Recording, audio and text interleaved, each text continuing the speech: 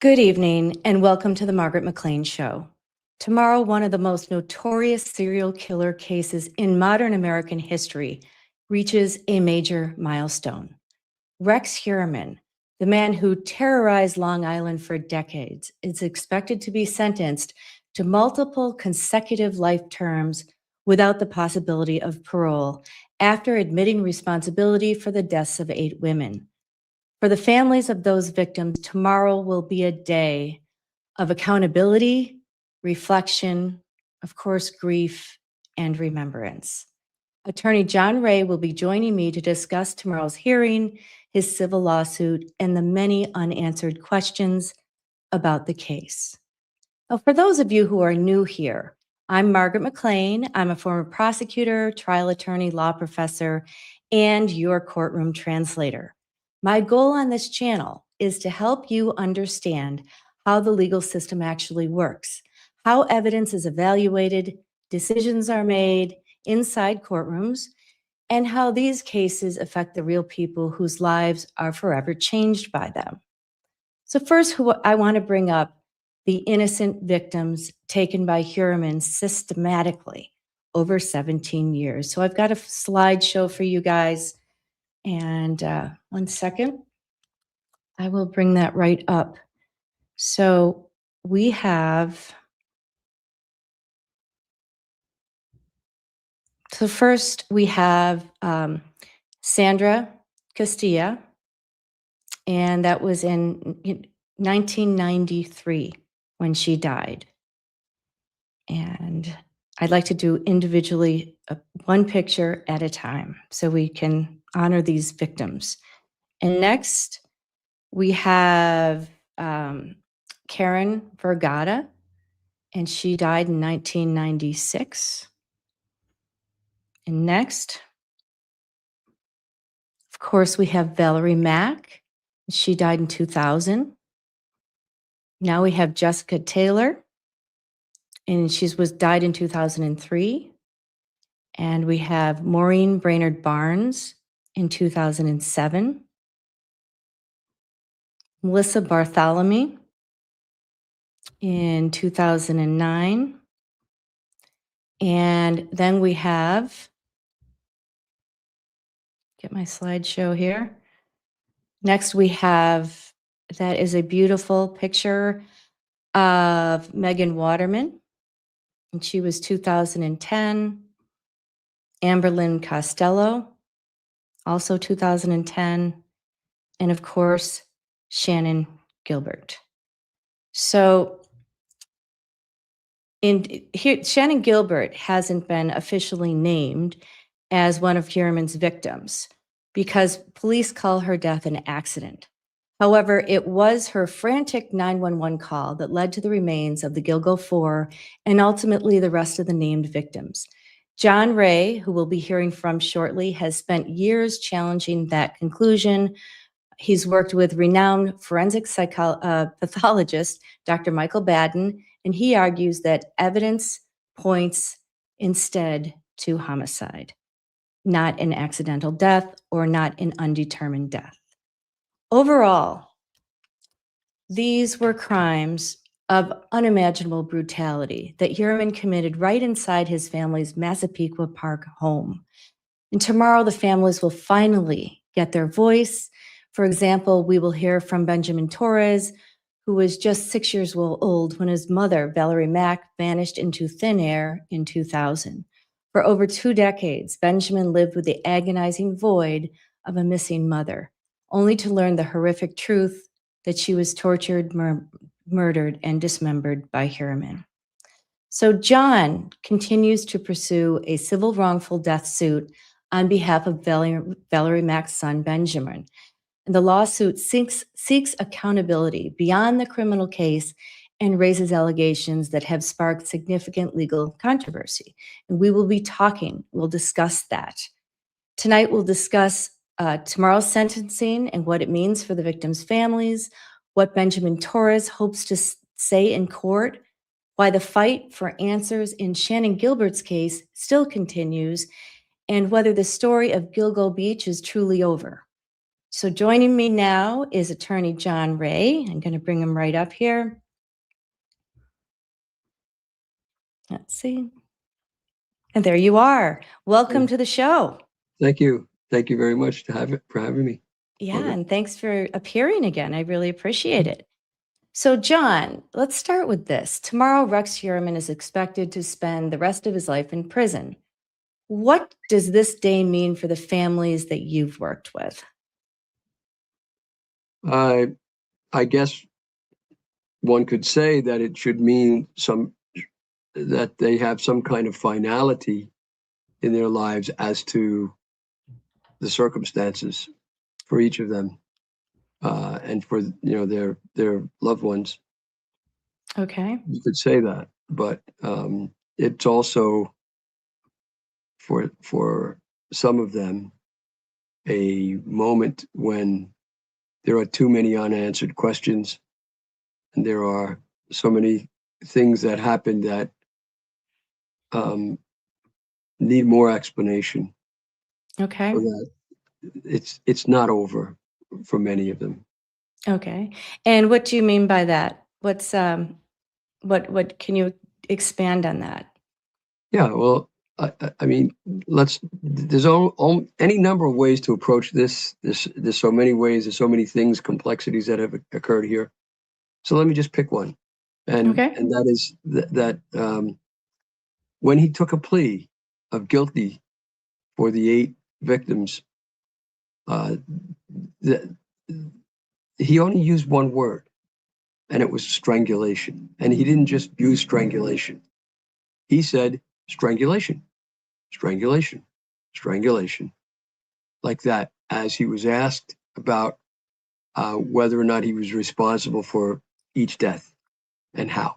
And he just used that one word, and that was accepted. He spoke those words, strangulation, repeatedly, as if he were, say, putting in an order for a pizza at Pizza Hut. That was his attitude. And if you watched his face carefully enough, you would have spied the little curl in his mouth of contempt as he said it, as if it were a great haughty joke. You were right there in court. I was there. Yeah, I saw it. I Yeah. had seen him, when he first was charged. I was there as well. And he had very much the same look on his face. So doesn't that mean that there's so much missing? In an ordinary allocution for when you plead guilty, you enter the plea, one word is not enough. The ordinary allocution, the district attorney or the judge asks a series of questions that are not just technical in nature, but substantive, in order to establish the truth as to what really occurred and to make sure that that person is guilty. And so, for example, if you're, say, in a homicide case with a car, and you're drunk or something like that, and the judge asks you, tell us, how much did you drink that night? Where were you before that? How fast were you going? They ask details. Right. In this case, no details. And we know what the details would entail. They would entail not strangulation alone, or Absolutely. if strangulation at all, but it would entail far more gruesome things. And why were they avoided? Why weren't they admitted to? Why weren't they even put to this man to force him to admit? That was troubling to me. Why do you think that decision was made, John? I don't know. I mean, it became no doubt part of the plea agreement that nothing more would be asked than that. Why and wherefore, though, I don't know. I mean, he's trapped. He had nowhere to go. He had to, he had nothing but to plead. So why give him anything? Why not make him admit what he really knew? And I look, Rex Heuermann is not everything else that you've seen, but worse. He's also a determined liar. For example, when he pled not guilty, watch his plea. He didn't just say, my client believes not guilty and we're asking for a jury trial. He didn't say not guilty. He did this, not guilty. And he went, shook his head. This is all wrong. I'm not guilty. All right. And he Yeah. was guilty. And he knew he was guilty. Of course, he knew that when he did that. But he's that kind of a liar. He has no problem lying about anything. So strangulation, strangulation, strangulation. Really?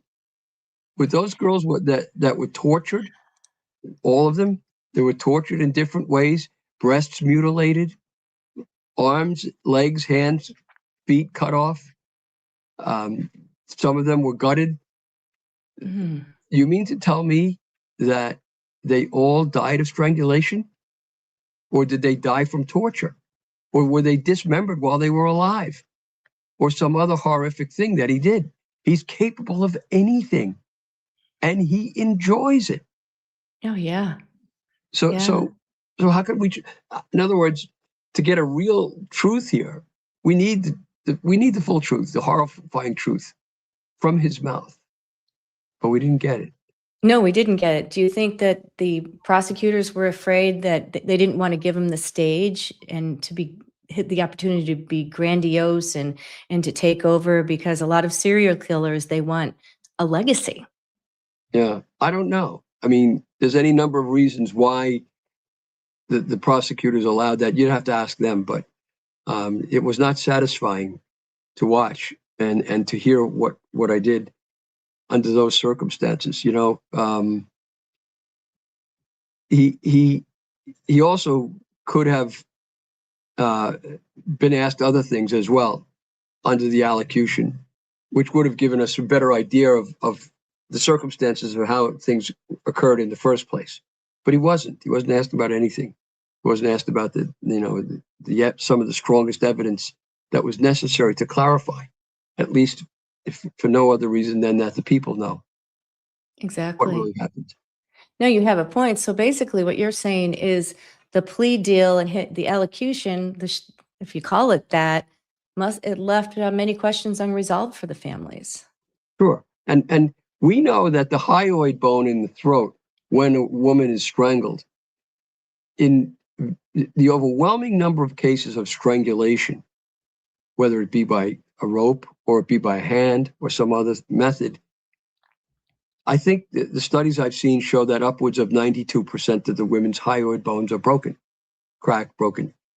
Never have we heard about the hyoid bones in some of these girls' throats, except for Shannan's, and she's not Right. part of this. Right. Were they broken? If they weren't, were they really strangled or something else happened?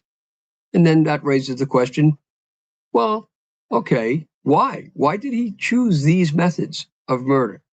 They're behind those reasons can be other things, that circumstantial things. For example, are there accomplices? Were there accomplices? Sometimes the possibly, circumstances yeah. that you learn about the cause and manner of death can lead you to other things like that. But we don't have any. Right. And the possibility of his wife being involved. Possibility of that, sure. Yeah. So Heuermann is expected to address the court tomorrow. What do you think he'll say? He doesn't have to say anything. It's not a requirement. Mm-hmm. I think in the vast majority of crimes, criminal convictions, the defendant speaks at sentencing, but because they're trying to worm a deal for themselves, they're trying to make the sentence lesser. And so they apologize to the families, and they ask sometimes for forgiveness, and they do those kinds of things, and they're nothing more than utilitarian words to gain a result. Get me less time. That's the real goal, and that happens in the majority of cases. Right. In this case, it wouldn't matter because he's going down for life without parole in New York. So there's no purpose in him speaking. There's a rumor that he will speak, but it's a rumor. That's true. I did watch the interview with the district attorney, and he seemed to think that Heuermann was going to speak, but who knows? It's Yeah. Heuermann's decision. So your client, Benjamin Torres, he was only 6 years old when his mom, Valerie Mack, vanished. What can you share about how he prepared for tomorrow? I imagine he's going to address the court, right? Well, not exactly. Benjamin prepared his victim's impact statement, and with me and with my help, we put together I think, a powerful statement. But Benjamin is the kind of young man he's shy, and he's never spoken in public before. He's quite very, very deeply sad and hurt, even now as we speak, by what has occurred. And now all this is flashing back up into his mind. And so he's not really inclined to want to speak. So his statement will have to be presented by somebody else. So somebody else will read his statement into the record? Yeah. He wants me to do that. And the way the statement is structured, I had planned to do that on his behalf. I've done them before in homicide cases for victims. But the district attorney, in conjunction with the court, has decided that I am not allowed to read or address the court with the statement. And instead, the DA wants to use one of their prosecution team members to present it. And we do not want that. And the judge may be the one to end up presenting it. But why is that? I don't know. That doesn't make sense. Over Ben's objection and mine, this is what the plan is. We're saying, look, under New York law, the victim has a right to present a statement, and the Court of Appeals has said, under the law, a victim or his surrogate has the right to make a presentation. Surrogate would be me, or somebody else that we picked, and we're being blocked in that regard. So did you make the argument? I did. I wrote to the court and to the district attorney and pointed these things out, and I even presented them with the statement so that they would see that we're not going to say something improper or untoward, something that might bollocks the hearing, or something that's gravely offensive. No, I've been doing this for 44 years. It wouldn't occur to me to do something like that. And the presentations, according to the district attorney, were to be limited to 10 minutes each, which is a long time, by the way, per speech. So we timed this presentation, and it lasts 9 minutes. So it's within the time frame. It's within the structure of what they want. And I know a judge has the right to control his courtroom and say, hold on, you can't say that. Or, if you start cursing or something like that, you can't do it. Of course. But none of that is present here. And still we're being prevented from making the presentations. It doesn't seem right. A little unusual. It doesn't sit well with me. Yeah, that doesn't sit well with me either. That's really odd. So people have been asking, how can they watch it on TV, or are we not able to watch this tomorrow? I was told, but don't really know for sure, that there would be one camera allowed in the courtroom. And by the way, if there's to be videos, that's usually what happens is, say one channel is chosen to come in, and then they pipe all what they're showing out to the reporters and the media outside the courtroom. Okay. That's how it works very often, Okay. but I can't be sure. I have a sense of that there's a certain fluidity to the plans for tomorrow. Who comes, when, how do they get in, that sort of thing. Who's going to be allowed in the room? I think a lot of that's up in the air. Oh yeah. What time are you going to get there? Well, my plan is to just, in order to make sure that my staff who are coming will be able to get some kind of a seating, not in the main courtroom where this takes place, but in the courtrooms where they have viewing of the proceedings. And I'll get there at 7:30. So there are people who are coming at 5. Of course. The Yeah. line's going to be that long. Actually, there maybe people will be there before that. For the Whitey Bulger trial here, people came at 2 a.m. in Is Boston. that right? Yeah. Oh, yeah. Yeah, for the limited number of seats. So Yeah. Yeah, So there's a really limited number yeah. of seats. It's one of the larger courtrooms in that building, but not actually very large at all. So, Yeah.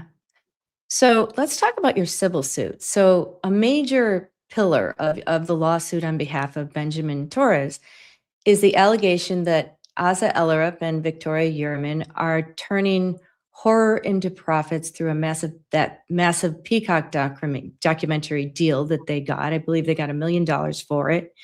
What specific evidence do you have that they are actively capitalizing on these crimes?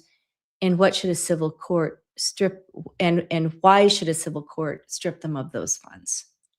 well, first of all, their own lawyer, Robert Macedonio, put it all about before all the Peacock shows were done. He put it about that they were receiving $1.2 million, and that the lawyers in the case were also receiving very substantial sums of money for this. So it was coming from his own mouth initially. And then, of course, it became reported over and over again that this is what was occurring. The Peacock certainly produced what they said they would produce. So that came from somewhere and somebody paid for that. Now, why should the money that's coming from Peacock going into their pockets be diverted somewhere else? Because here's what we argue. We sued Rex Heuermann as well. We sued him and Victoria and Asa Ellerup. Yeah. And Rex Heuermann owns the rights to words that are taken away from him by the son of Sam's Law. All right, he owns what you and I own, even as we're speaking now. Right, it's intellectual property. The right to express our opinions, to craft our print opinions, and that what we say can be protected. And your show is protected, for example, from somebody stealing it and misusing it or trying to copycat it without your permission. So Rex Heuermann has those rights as well, but they're taken away by the son of Sam. So in substitution for that, where he can't get any of the value of his words, he's making his wife and daughter surrogates of himself, and they're plotting together to gain money for them by having control over the entire story of him. And in fact, what's going on in reality is that they're actually crafting words that they're speaking for Peacock in order to make a living from Peacock. So when you apply the debtor and creditor law of New York to this situation, what you have is you have a debtor who owes a serious debt to Valerie Mack, which would then be the estate of Valerie Mack since she's gone, and to her son as a sole survivor, Benjamin, for a variety of different causes of action. Beginning with assault, battery, and going through many other things. He owes them money. That money is in the millions of dollars by any standard. And what he's done is he's transferred everything he owns to his wife for nothing in return. For example, he took his house in Massapequa Park, and he took the vast acreage that he has in South Carolina and transferred them to his wife for $1 in the so-called divorce proceeding, sort of a make-believe divorce. And he did that without consideration, without receiving anything in return. even if you do it in a matrimonial, that kind of a transfer has upon it, according to the courts, the badge of fraud. And when there's a badge of fraud, everybody engaged in it gets equally sued. And so those transfers can be set aside and the money's returned to the proper creditor. In this case, Valerie's estate and Benjamin. Yep. And so we sued all of them under the debtor and creditor law. And the extension of that is that he's also giving them the value of his intellectual property. He's giving them a story. They've been on TV because of the murders and have sold their souls, or at least their words, Yeah. for money from Peacock and from what's his name, 50 Cent. So that's the beginning of our theory. But we also say another thing, and that is that those words spoken by them, that you hear them, meaning the wife and the daughter, who's an adult, a 30-year-old adult, when you hear the words that they speak persistently to the media, in particular to Peacock, repeatedly, they know, or they should know, but I think they do know, that those words are directly harmful to Benjamin and to some of the other victims. They're hurting him. They're torturing him with that. These people who were involved in some way in the cover-up of this torture that took place in that home are continuing the torture when they speak. And they're continuing the emotional destruction of a human being when they speak. For example, to be more particular, when after Rex Heuermann is charged with the murders, and it becomes quite apparent that he's involved in the murders without a trial yet, his wife pronounces, "But he's my hero. He's my hero." And when the daughter is confronted with her father's depredations, what does she say? "I'm not a kink shamer." Kink shamer? Her father merely engaged in kinky behavior, and she's not going to criticize it. You don't think that with that kind of behavior, those kind of words, they know, they have very, very certain knowledge that they're hurting the victims under the circumstances? And Peacock is encouraging them to do so by feeding them the money. So we're suing them for that reason. Okay. And that's just for starters. Oh, yeah. It's a complex lawsuit, but that's... Oh, yeah. No, idea. Absolutely. So I've a quick question, though. So the defense, playing devil's advocate here, the defense claims the family's media participation is or was protected by the First Amendment. You countered that it's strictly paid speech. So how do you plan to legally convince the court that the documentary contract crosses the line from personal expression to actionable commercial damage? In the very way that I've just explained, Okay. is the first approach to that. Okay. And I guess, we're at the pleading stage. Yes. Where we make these pleadings based upon the circumstances that we know. If there's a sufficient enough circumstance to support the pleading survives. And it survives in through discovery when you find out all the more of what has gone on. And then you use whatever you find out to go to trial. Or you don't. You don't have enough and you get thrown out of court on summary judgment motion. But not at this stage of the game. At this stage of the game, we merely have to allege a cause of action and have some support for it. And we do. Yes. So yes. that's my approach to the motion. Okay. So now the defense also argues that Victoria and Asa had no knowledge, which I find that hard to believe, and you do as well. They're saying, well, they thought he acted alone, and we had no knowledge that he was doing this in our house for so many years, a small house in the basement. So will you have to prove that they deliberately ignored or concealed activities like the torture and dismemberment that occurred inside the home? Yes, we will have to try to Okay. prove that they knew or should have known of Okay. what was going on. Now, you can't hold the child accountable for that when she's 3 years old, which is the age that Victoria was when Valerie disappears. But that changes over the course of years. And don't be surprised when you find a family that draws their own children into their crimes. That's very, actually not uncommon, especially amongst serial killers. Right. So none of that should surprise you.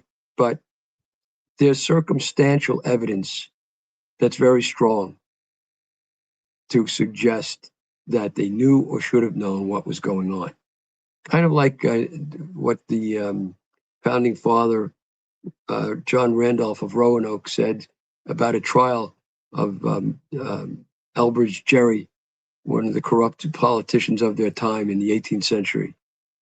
And he argued to the jury, he said, there's circumstantial evidence here that convicts this man. It's like when you find a trout in the milk. This is the trout in the milk. It says something to you. Okay. Yes. And what is the trout? Are the circumstantial evidences that we have? A 1,343 square foot house. It's a bungalow size house with a basement, and you don't hear anything, know anything, see anything for how many years? When the district attorney himself insists that the murders took place in a room downstairs and you know nothing about it, it's impossible. Yeah. Just not possible. And then let's add on a few more layers of things. Rex Heuermann was indicted in some of the murders only because the district attorneys and the FBI's actual scientific analysis type units were able to establish that the hairs of Victoria Heuermann and Åsa Ellerup were found on the other bodies, on some of the other bodies. Found, for example, both of their hairs were found on Valerie Mack, and on others. He was indicted for a crime, meaning that there was enough evidence to hold him guilty, or to hold him for trial, to be found guilty, potentially at a grand jury level. Why then were these two women also not indicted?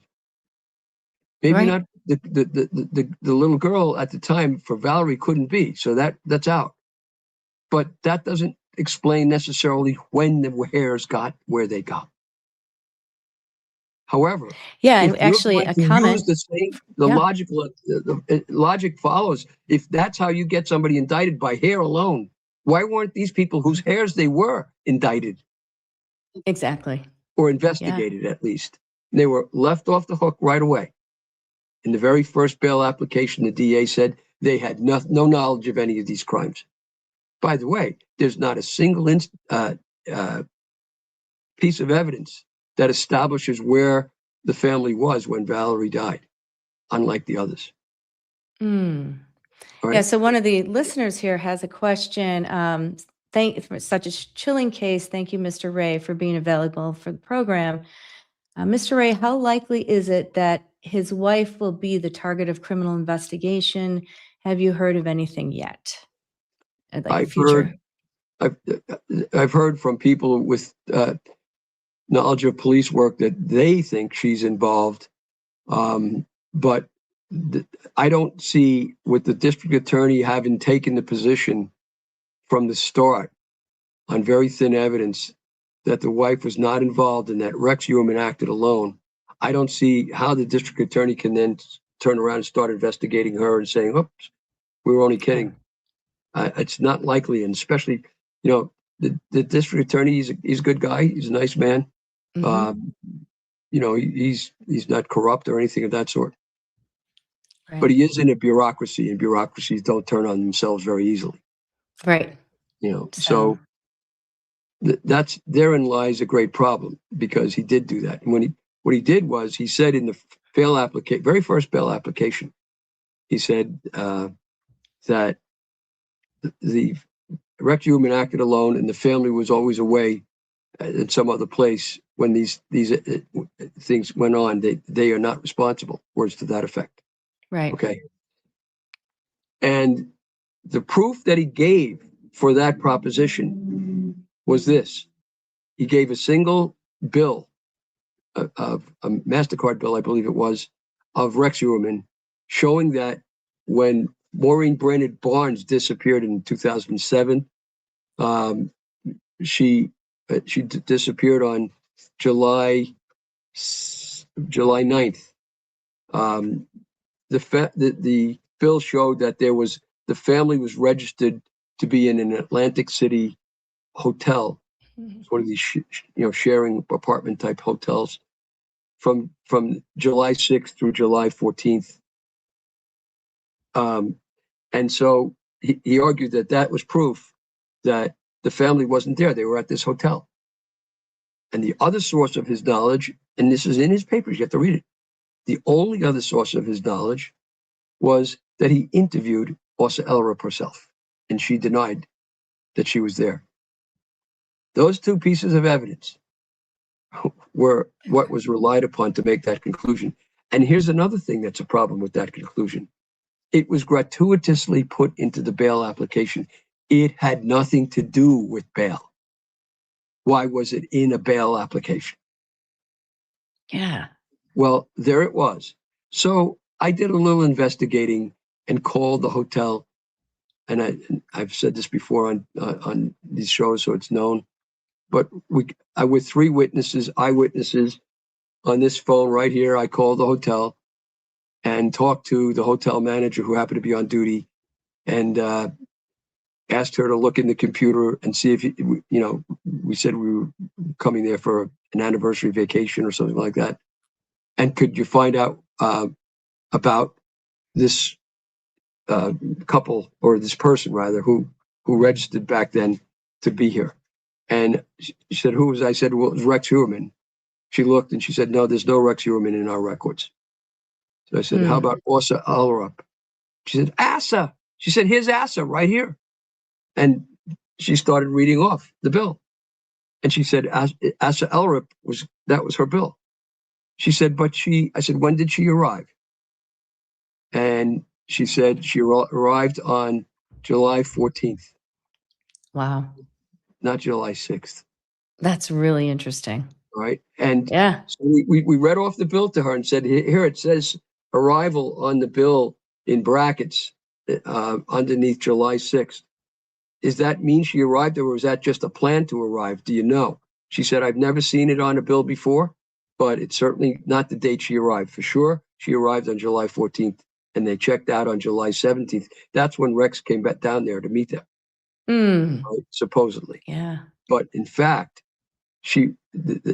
by what I learned from that call, she was certainly, she being Åsa and the family, could certainly have been home in Massapequa Park, not in that hotel, because they didn't check in there. Now, right. once I made that statement, I made it public. The same lawyer, Macedonio and Matev, the same lawyers who are the lawyers on the motion to dismiss our case, they called a press conference and immediately said, John Ray is a liar about the hotel, and we will prove it, no problem at all. To this day, you've never heard from them again on any proof on that score at all. No. And the district attorney has been silent, has never commented on it. So where am I going with that? Just that Åsa Ellerup, the evidence grows stronger all the time that Åsa Ellerup's involvement can't be zero. I also, when right after the arrest took place, Macedonio and Matev called a press conference at Macedonio's office to raise money for this poor, broken family of the Heuermanns, and by using a GoFundMe. And they called a press conference for that purpose. When my office learned that they were doing that there would be a press conference, I called a counter press conference not very far away at the federal courthouse on the asphalt there.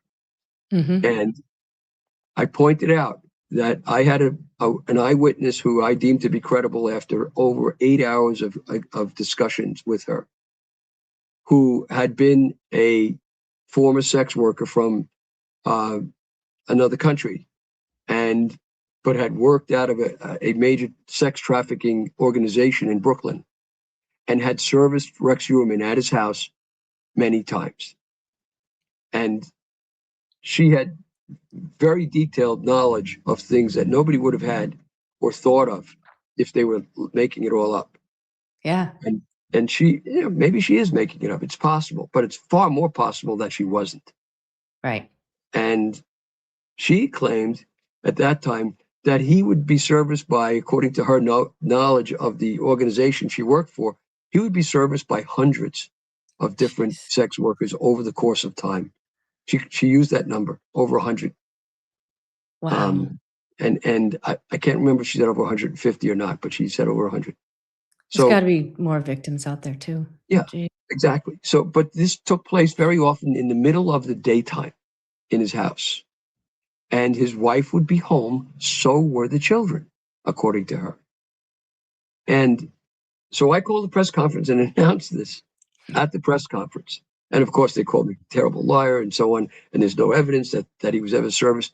Well, the district attorney has now come out and said that from their subsequent investigation, he was serviced by over 150 different sex workers at that house.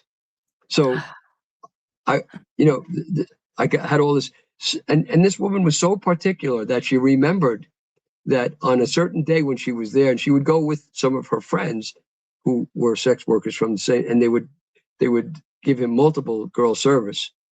And she always said, by the way, so you don't think she's, she's typically people when they're self-interested, they make things more dramatic and so on.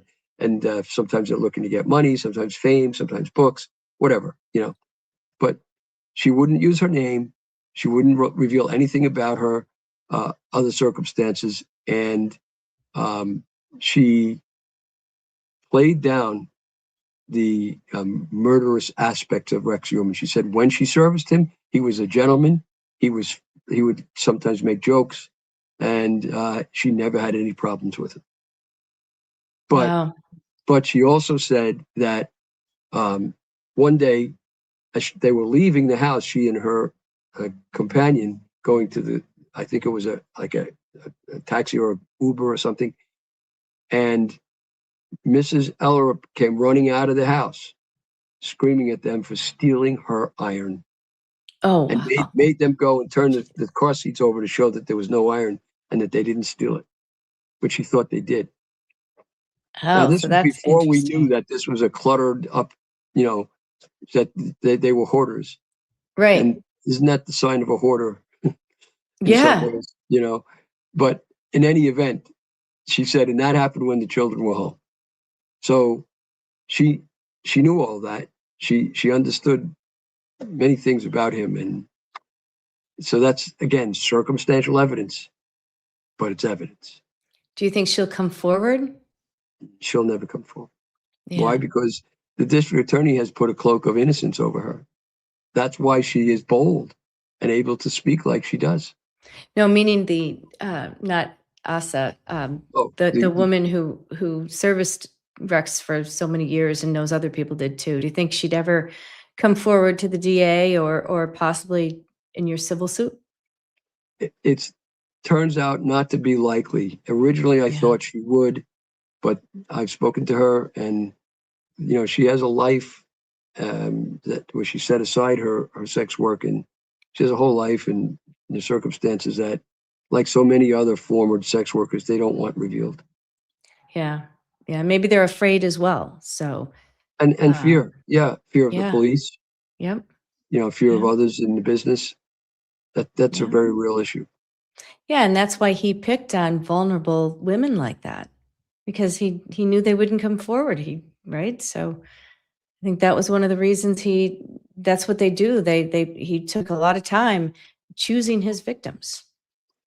Well, I think that possibly that you're right, that the victims were in most of the cases, not all, I don't think necessarily, but that they were active sex workers and therefore had a lot to hide and protect so that nobody would know their whereabouts and their circumstances if they disappeared.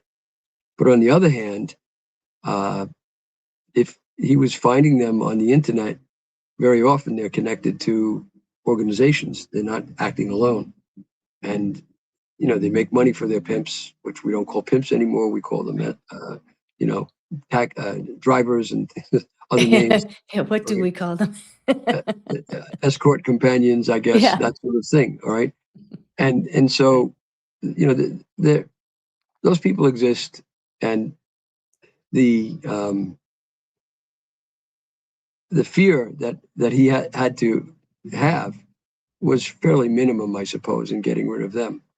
But I have plenty of evidence of other people who survived him, who were chased by him, who had very credible stories in various states, and they weren't sex workers.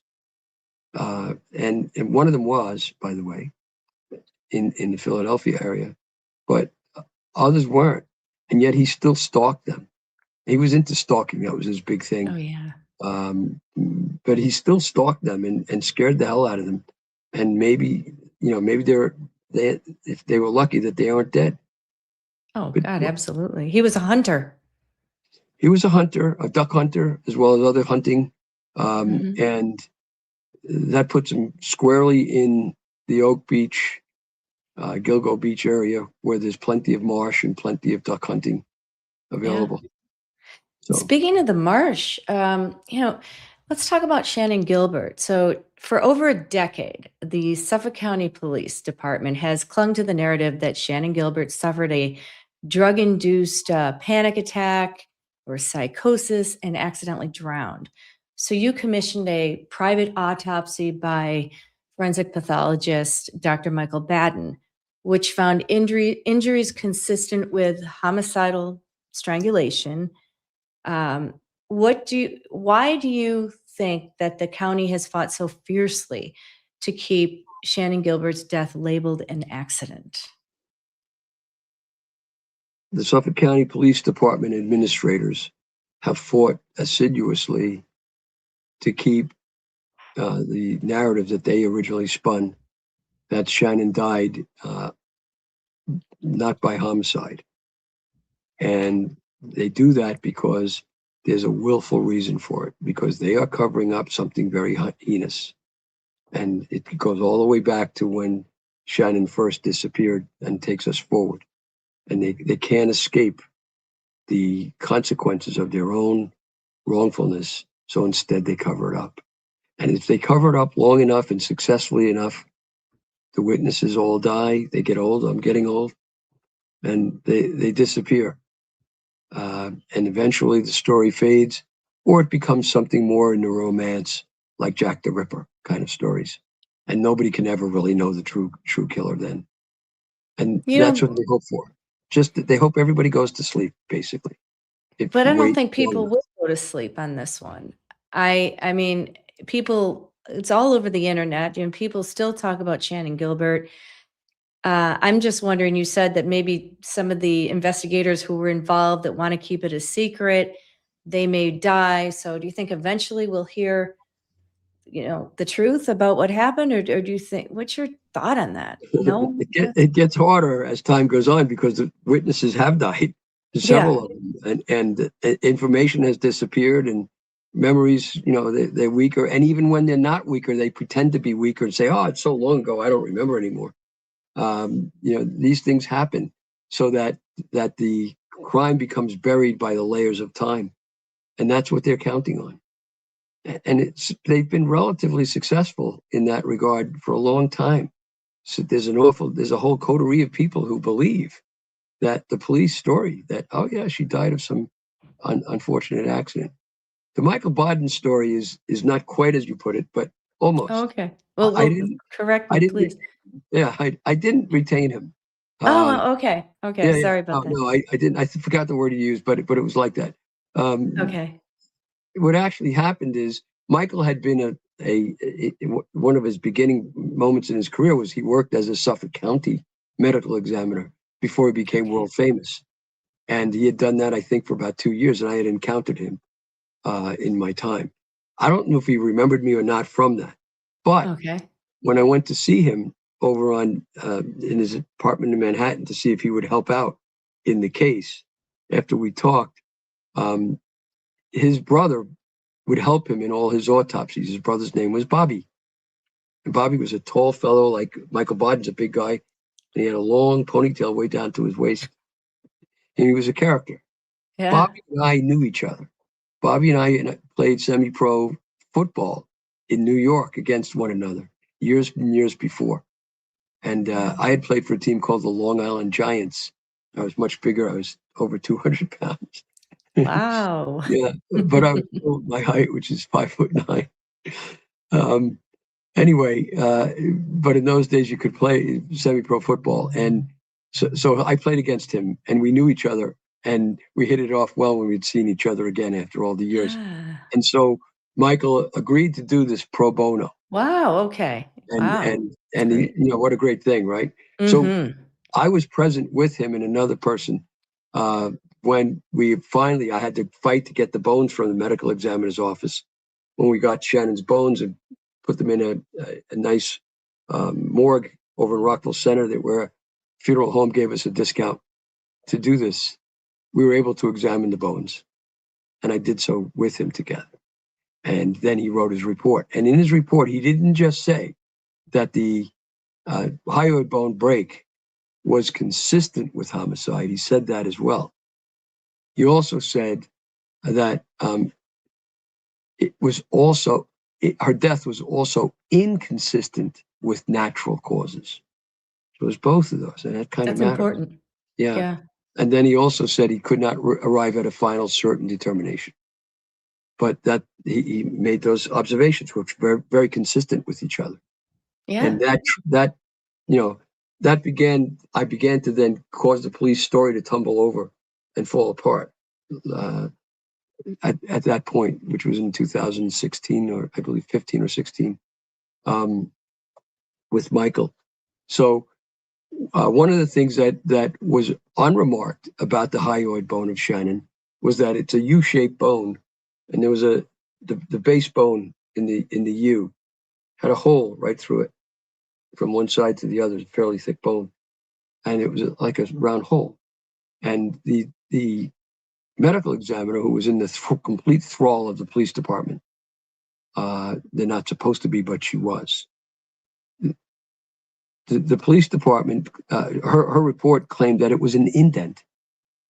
And so it looked like, I asked her at the autopsy, what do you mean, the autopsy meeting, what do you mean by an indent in the hyoid bone? And I didn't know anything about the case yet. And she said, oh, it was probably a growth that was in her throat, 24-year-old girl, a growth that put the dent in the bone. Huh. And okay, fine. Until I saw the bone and it had a hole right straight through. It was not an indent, it was a hole. She misreported that. And that hole could be significant, I'm not sure. But you don't That's see hyoid terrible. bones with holes in them. That's just not the No. case. So Right. anyway, that's just a small point I suppose I'm making. Ah. But Michael Biden's report made a big difference. I received a call from the head of the homicide department.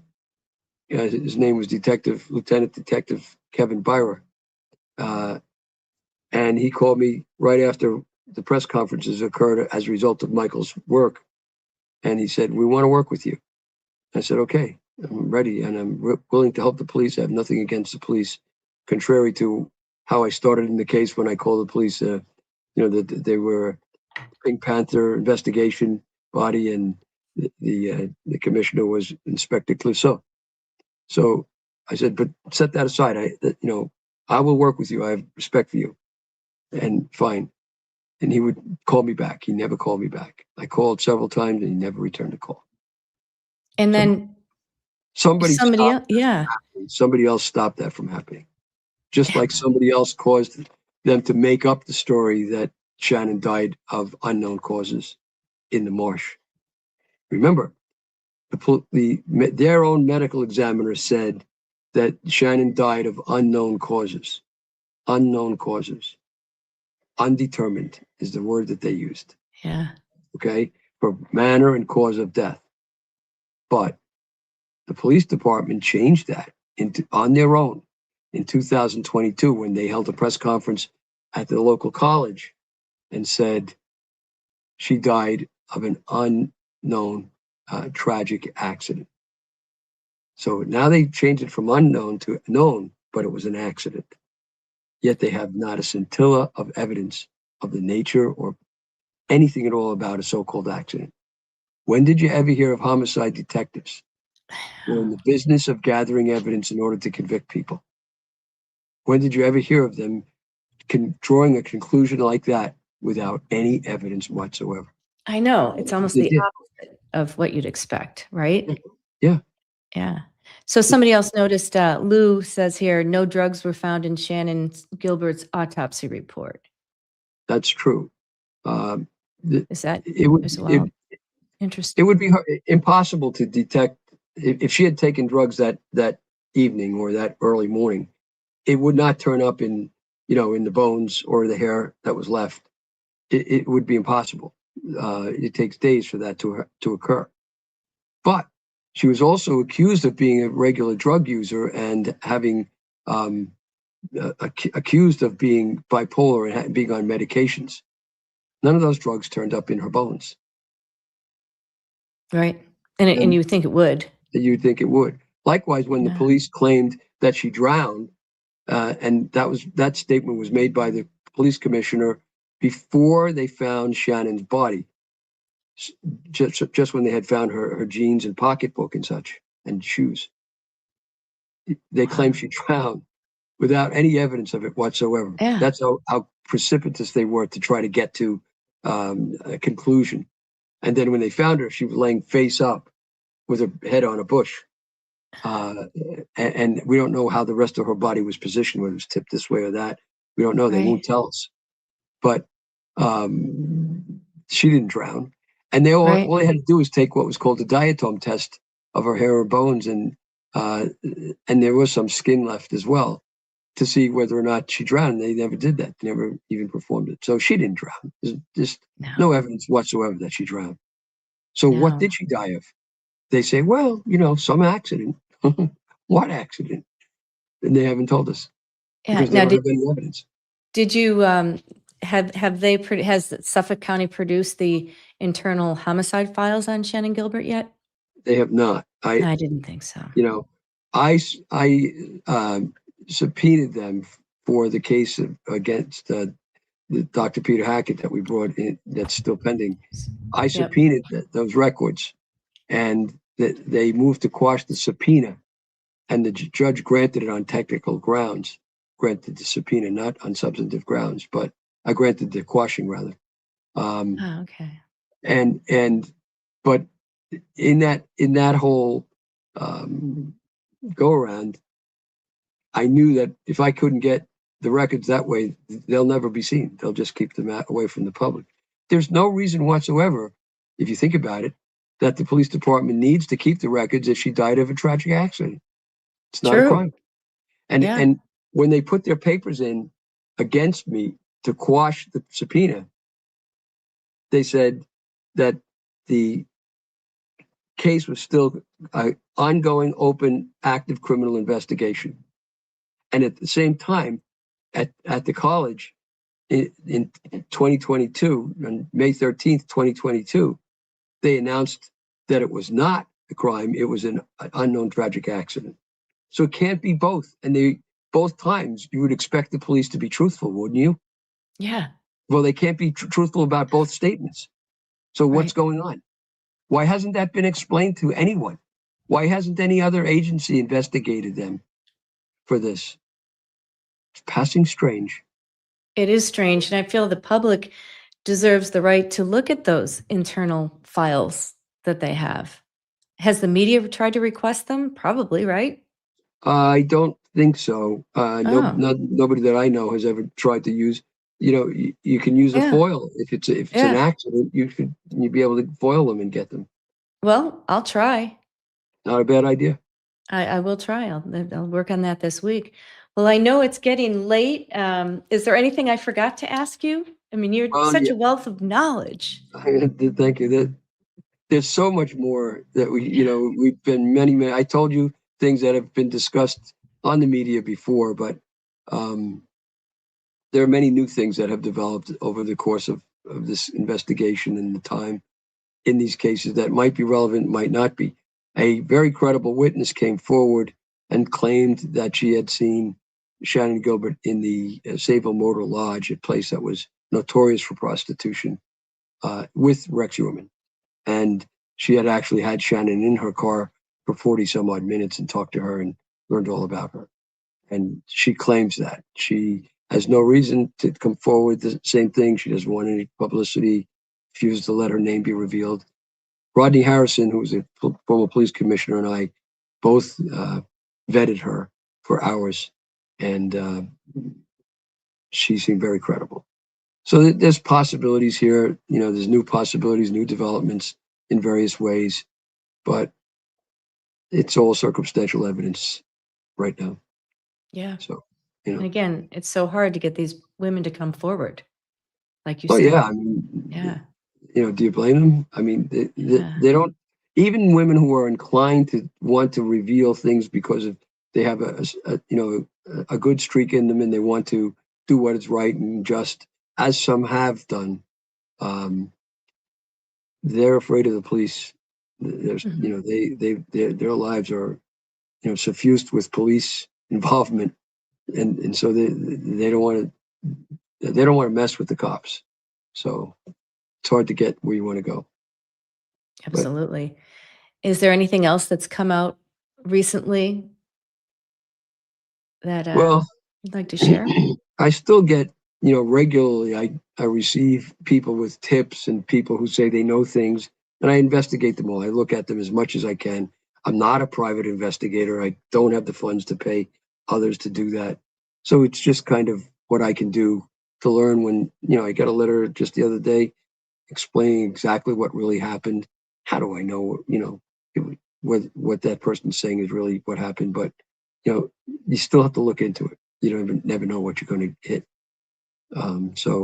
But we did an enhanced version of the 911 tape. After we first got it, we did, we had one version and then we got a better version.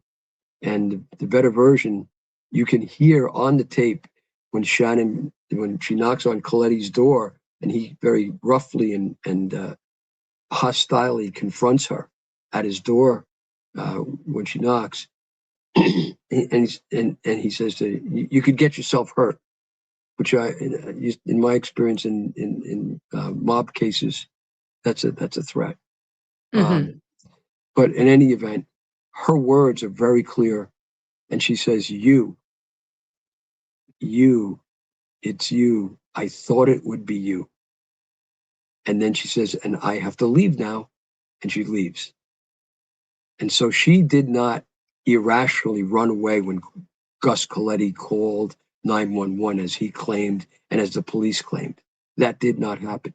She recognized somebody at his door, either himself or somebody with him that was in that Oak Beach that morning.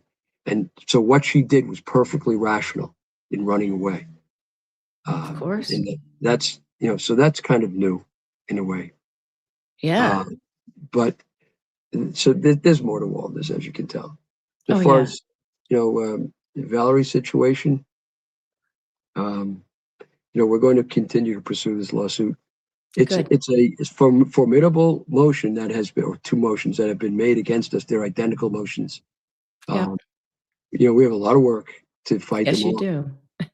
I'm not so sure we'll win all the issues, but I don't think we'll be defeated on all the issues either. I don't either. I think I was reading some of it, and I think you have a good shot. I mean, of course, it depends on the judge and everything. So I don't Always know. depends on the judge, doesn't it? Yeah. Yes. Well, one might say it depends on the judge's law secretary, the one behind the throne. Yep. Oh God. The Yeah. grand Yeah. vizier. Yep. You know, Absolutely. It so, sure does. but in Thank this you. case, we have a Yep. good judge. We have a good judge, a Good. bright judge, and a judge who's very respectful. of the work that I've done. So I'm happy to have Good, good. Well, I'll have to come out and visit one of these days because I'll be in New York City for a month. I have to say, my oldest daughter just gave birth to twins, so Oh, wow. I'm Cool. so That's happy. great. Oh, Yeah, fantastic. thank What you. gender? A boy and a girl just Oh, happened last week, so I'm going to be in New York for a while, helping her out. yeah. Not until the end of July, but I'll have to come and introduce myself in person. I would love to do Yeah, that. that'd be great. I'd love to meet you, and I'm very delighted to hear that about your family. That's very nice. Thank you very much. I appreciate it. And of course, I appreciate the time that the night before the biggest, big sentencing hearing, Yeah, and you're on with me. So I really appreciate that as well. And my good luck pleasure. tomorrow. Good luck to you, Benjamin. And I'll be thinking about him All right. and all the Yes. victims. And keep looking. All right. Thank you. Okay. Thank you. And thank you Bye to all bye. the listeners. And I appreciate the comments. And everyone have a good night.